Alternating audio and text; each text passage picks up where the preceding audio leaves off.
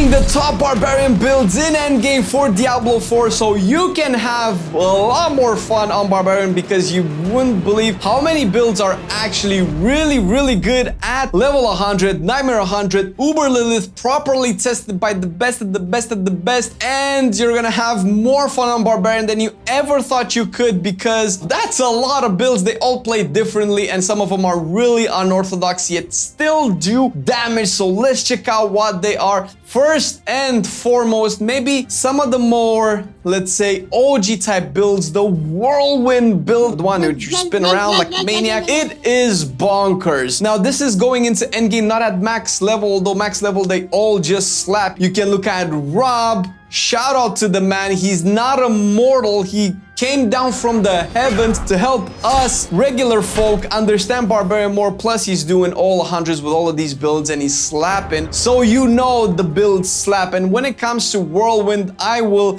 put it into A tier because it does really well. It's easy to actually build and to set up in terms of your aspects and your items. Now speaking of Whirlwind, there is also the variation of the gore unique, which probably a lot of people see. If you've looted it, you're thinking, man, I should probably play this with a Whirlwind. Well, maybe not. Listen, I did play the Gorda iteration and I also included the Dust Devils, and it is fun, let me tell you. It is actually really fun. Things explode left and right and it's hilarious to see. It definitely has a nice impact and feeling when you play the Whirlwind. However,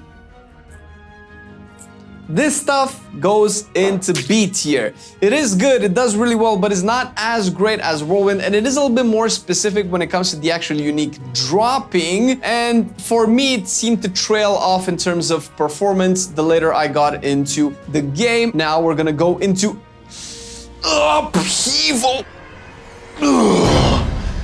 Go into A tier, man. Upheaval is fun. It's one of my favorite barbarian skills and it destroys everything inside. I couldn't actually figure out which was better, Upheaval or Whirlwind. To be fair, since I am a cheapskate, Upheaval is better for me because with Whirlwind you kind of just want to blast through the whole dungeon and probably come back and loot stuff because things will die after you've passed them because of the Barber, which you're going to be using on all of the builds, by the way. And Upheaval is kind of more up and close and personal, but there is an upside with Upheaval. It is a range build of sorts. You can actually just dash and position yourself away, since the Upheaval cone is obviously the largest at its edge of the animation. So if you want to hit the most amount of enemies, you kind of have to be a little bit further away from them. It does give you that range safety, which is unique because this is the only build that does that, kind of. We'll get into it after this one. And it actually is a lot of fun to just lift the ground up and just destroy. And the other one that is the same, it's, well, still Upheaval. It's this stuff.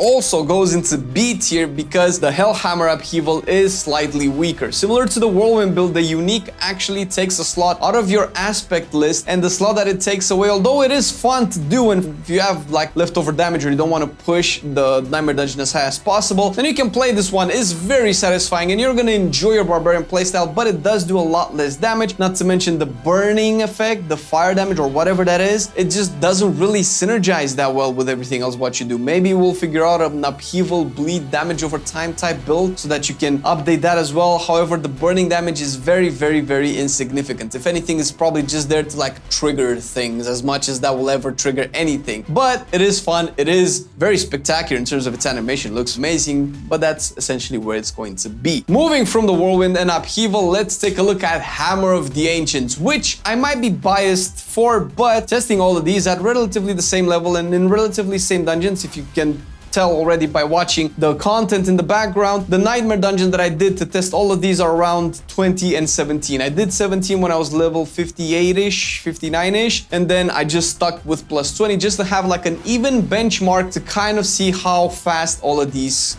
clear. Obviously, I leveled up in the meantime, but the power spike was not that amazing. The gear is more or less the same as I used in all of the builds. Hammer of the Ancients just slapped everything. It goes all the way into S tier, because that's where it deserves. Now, again, I could be biased. It could be that I just had slightly better gear for the Hammer of the Ancients. Like I said, Whirlwind could just as well be an S tier, but this is my biased experience, and Hammer of the Ancients did outperform pretty much all of the builds so far, except one, but we're gonna get to that as well. Hammer of the Ancients is very fun. I do recommend it. One of the most satisfying Barbarian builds to just slap and throw down the thunder on all of your enemies. Now, another build that kind of sees a little bit more play leveling all the way to 50 and going into mid and late game is Rend.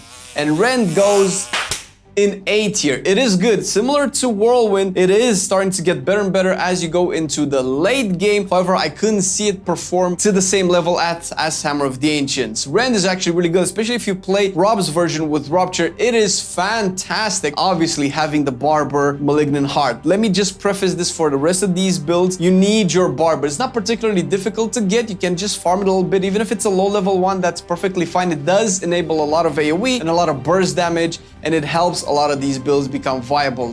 Some of them work, and Rend is one of the builds that will work without the Barber, but Barber does make everything more fantastic and satisfying. But Rend definitely is strong. Damage over time has been buffed this season for Barbarian. And speaking of Rend, you will probably want to play Rend with the next build, which is Thorns. Thorns is a special place in my heart for all of the builds in Diablo 4. I tried to make this work on Necromancer preseason. It didn't work. It does work better with Barbarian because Thorns can actually be built into. You have more passives, you have actual aspects. I think Death Wish and Needle Flare. Needle Flare is definitely good for everybody with Thorns, but it actually does really well. Plus Thorns goes well with Berserking. You're very tanky if you do play all of your defensives. It is also one caveat. I could not for the life of me get a Razor Plate. I got several on other characters, but for my Barbarian it just wouldn't drop. Of course, my friends would get their Razor Plate and they're not using it, but yeah, so without Razor Plate, I was still able to do decent amount of damage, still in the plus 20s, but it felt like Rend was doing most of the heavy lifting. Obviously, once you do equip your Razor Plate, you will have a lot more Thorns damage. We'll probably lose a little bit on the tankiness because it doesn't really provide any defensives whatsoever, but in the standard endgame, you're probably not going to encounter too much issues surviving. I haven't so far. Obviously, things scale a little bit differently once you go to level 100 plus. However, Thorns works at level 100, so I don't see why it wouldn't work right now. But because Razor Plate is a big hit and miss, and similar to the other builds with uniques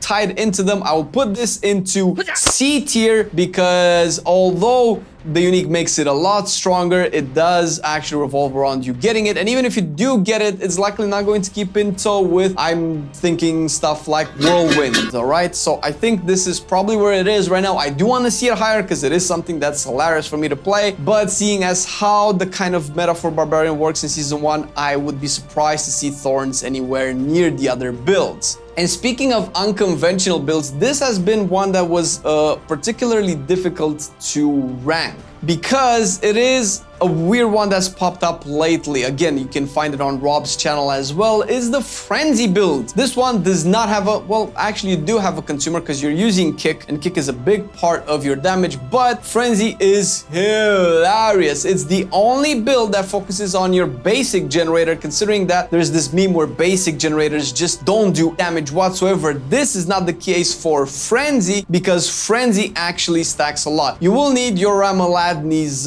unique though. I do have to preface that as well, which is probably what's keeping this from being A tier and why I am putting it into B tier, because it has a unique associated with it. You kind of really do need this, and you can also play with Fists of Fate. I didn't have Fists of Fate, for instance, but the Ramaladni one was easy to get. I looted like 3 of these swords. They're like the most often dropped unique for me. I'm not sure if I was just lucky when it comes to this particular unique, but if it's more generic, I think it's more generic as well, so you're probably gonna have an easier time getting this one, and it does just really well. You have insane boss damage, by the way, which is probably enough to make it into A tier, and I have seen people do this at Uber Lilith where they just destroy her completely, where I'm thinking is like, dude, this is an S tier build, right? However, just getting into that experience hasn't been what I had played through, so it could just be some biased issues here, but this is where I put it, so there.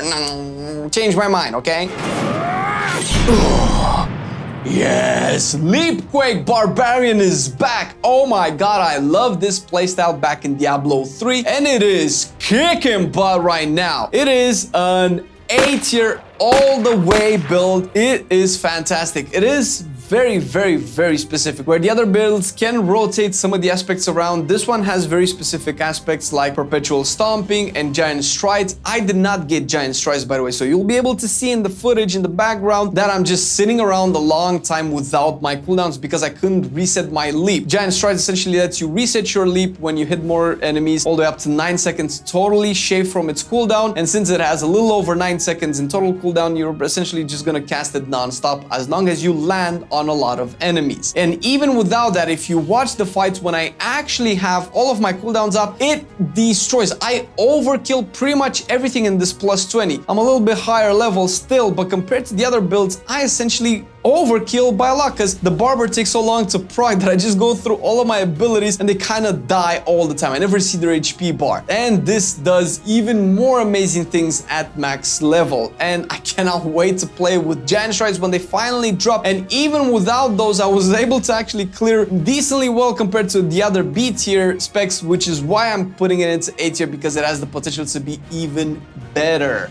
Charge is also a really good build to take and to use right now because it actually slaps. It goes all the way into A tier, and that's where it belongs because it absolutely destroys. It is very fun. Obviously, it's also reminiscent of the Diablo 3 Raycore build if you've played Diablo 3, and with the added aspect of this particular season, it's incredible in terms of how it actually works. You have a big range. I was saying that Upheaval has the biggest range, but I think Charge, the biggest AoE rather, but I think Charge is the one because of the extra ancient clones things that you do when you charge, because you're going to be using the new aspect, by the way, because it just makes it so much better and you're gonna have a lot of fun. Definitely recommend it at least once. And last but not least, probably universally accepted as the best Barbarian build this season that I had to test out before I actually come to this conclusion, it's Double Swing. Double Swing is kicking major butt. And once again, a big part of that is the barber, since Double Swing has a low AoE range. If you've seen our leveling builds where I talk about it, you know why I particularly don't like Double Swing while leveling. However, getting into endgame, and definitely once you have some really good gear and a good barber, Malignant Heart, then Double Swing will destroy it. This is, to this day, in my hundreds of hours of Diablo 4, the best boss killer ability. Obviously, I haven't played Rogue, because screw that Rogue. Who cares about Rogue? Rogue's not actually a class. That doesn't exist. Double Swing just destroys. It was hilarious to see how fast all the bosses were going down. S tier, baby, no questions asked. It is one of the best builds. I had a hard time figuring out which was better, Hammer of the Ancients or Double Swing. And considering that even both of these builds are very easy to build up, the aspects that you need for these are very easy to come by, you won't have a problem playing any of these builds. And this is how it looks like when you're going into endgame. You have a lot of builds to play with, and if you want to reach that endgame, you still have to level, right? And maybe Double Swing is not that great for leveling. And you can see this video out where I tell you what the best leveling builds have been for my Barbarian after testing all of them out.